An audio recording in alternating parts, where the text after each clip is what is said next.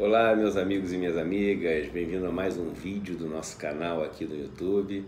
Estamos aí prestes a bater 200 mil inscritos no canal. Provavelmente algumas pessoas vão assistir esse vídeo e vão ver que já temos mais de 200 mil inscritos, porque possivelmente a gente vai bater esses 200 mil enquanto esse for o vídeo da vez aí no nosso canal.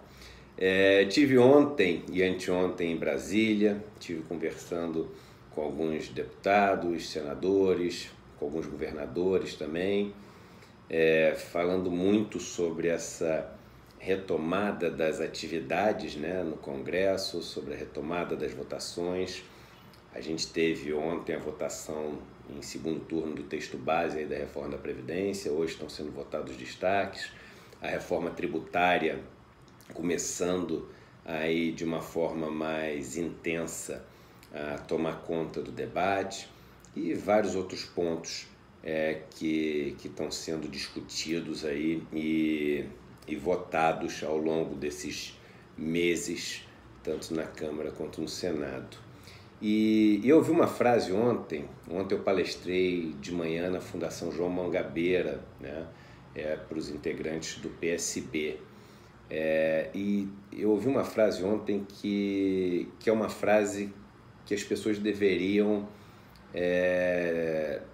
ter ciência dessa frase, porque ela é uma frase muito boa, muito verdadeira e que resume de uma forma muito fidedigna o que acontece em Brasília, né? É uma frase do Eduardo Campos, do saudoso Eduardo Campos, né? E essa frase do Eduardo Campos, eu literalmente talvez não seja fiel, né, a exatamente as palavras que ele usou, mas que dizia o seguinte, que é impressionante como em Brasília, quando você chega com uma proposta, que é uma proposta que beneficia os ricos do país, é de uma facilidade para você aprovar que você não tem ideia. Agora, vai chegar com uma ideia de alguma lei ou com alguma proposta que vai beneficiar os pobres do país. É um parto conseguir aprovar, é uma dificuldade enorme, é uma tarefa hercúlea você conseguir fazer isso. E é impressionante quando você vê as discussões sobre a reforma da Previdência e agora sobre a reforma tributária, e um pouco por isso tá gravando esse vídeo agora, e usando essa frase do Eduardo Campos para falar sobre isso, como o raciocínio que predomina nas discussões, seja nas discussões, nas rodas de discussão, às vezes até em Brasília, como na própria mídia, né? Principalmente na mídia tradicional, nos jornais tradicionais, na televisão e etc., o raciocínio é sempre o seguinte: como é que a gente faz para tornar a vida das pessoas que já são muito ricas no país, que já são grandes empresários, que já são donos de empresas que têm uma lucratividade muito alta, como é que a gente faz a vida deles mais fácil, mais simples, mais lucrativa? Porque aí quando a gente fizer isso, olha que legal, ele vai contratar mais gente. E ele vai contratar mais gente, ele vai investir mais e aí o país vai crescer. E nada contra o ambiente empresarial, o ambiente de negócios ser um ambiente melhor, pelo contrário, absolutamente a favor a gente ter um bom ambiente de negócios, um ambiente o menos burocrático possível, lógico que respeitando a burocracia necessária que você tem que ter para poder ter controles, né? Nada contra você ter as novas tecnologias incorporadas aos processos para fazer com que esses processos sejam mais simples, mais rápidos, mais eficientes, melhores. Então, super a favor disso, mas o que me impressiona, e é esse ponto que eu queria trazer para cá e deixar essa semente plantada aí na cabeça de vocês, como o raciocínio é sempre começar por quem já tem uma condição super privilegiada na sociedade. Nunca o raciocínio é o seguinte, olha só, vamos fazer a vida de quem vive na miséria, de quem está desempregado, de quem está muito mal, quem não ganha dinheiro, quem não conseguiu ainda comprar sua casa própria, quem está devendo. Vamos tornar a vida dessas pessoas melhor.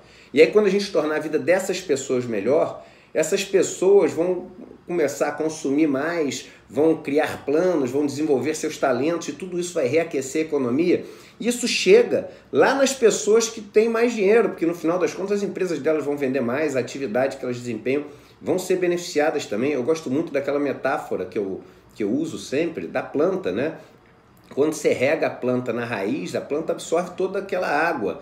E aquela água chega um pedaço nas folhas, um pedaço vai ficando no tronco da árvore, um pedaço vai ficando nos galhos, chega na árvore inteira. Agora, se você rega a planta na folha, vai cair pouca coisa na raiz, então vai ficar um monte de pedaço da árvore sem água, sem estar ali nutrida, né? E a gente no país tem essa mania de querer só regar a planta na folha, só acreditar que o crescimento econômico acontece beneficiando os mais ricos. Se não é isso a reforma da Previdência. A gente está tornando a vida de milhões, dezenas de milhões de brasileiros que são mais pobres pior. Eles vão ter que contribuir com mais, por mais tempo, e vão receber menos quando se aposentarem.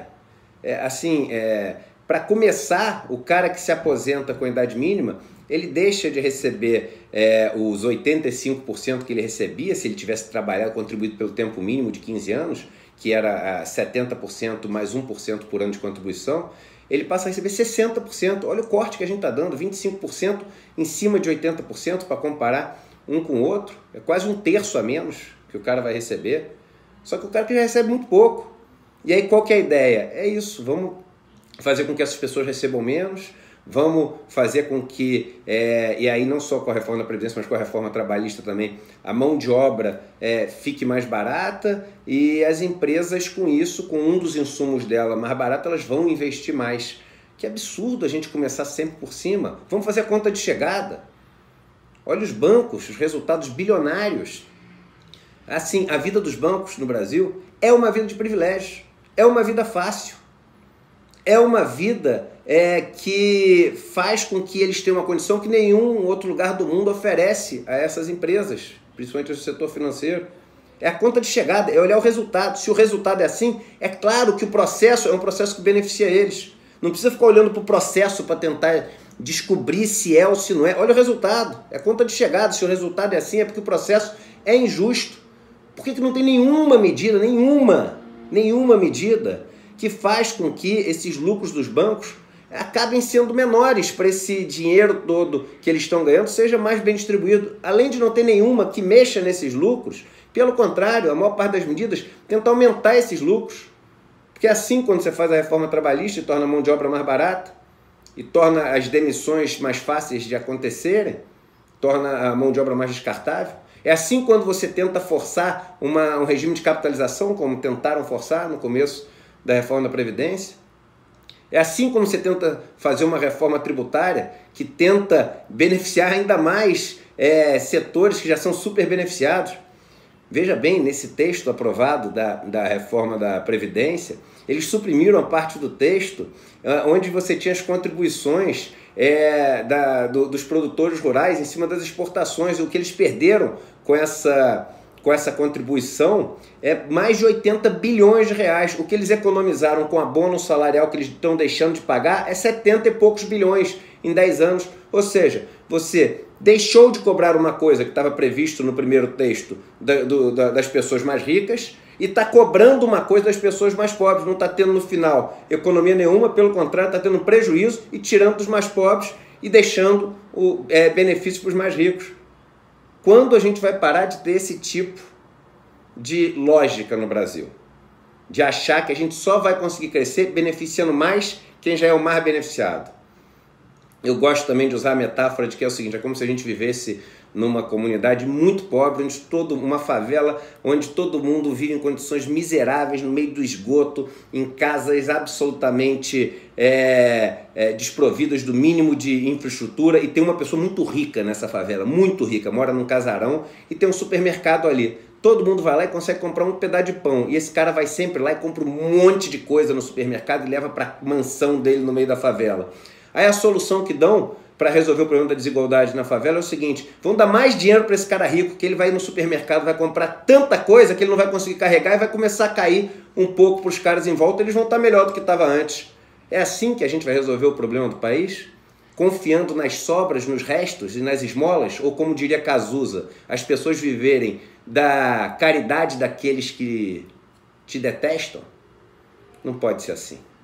Vamos lutar para ter uma lógica diferente. Um abraço e até o próximo vídeo.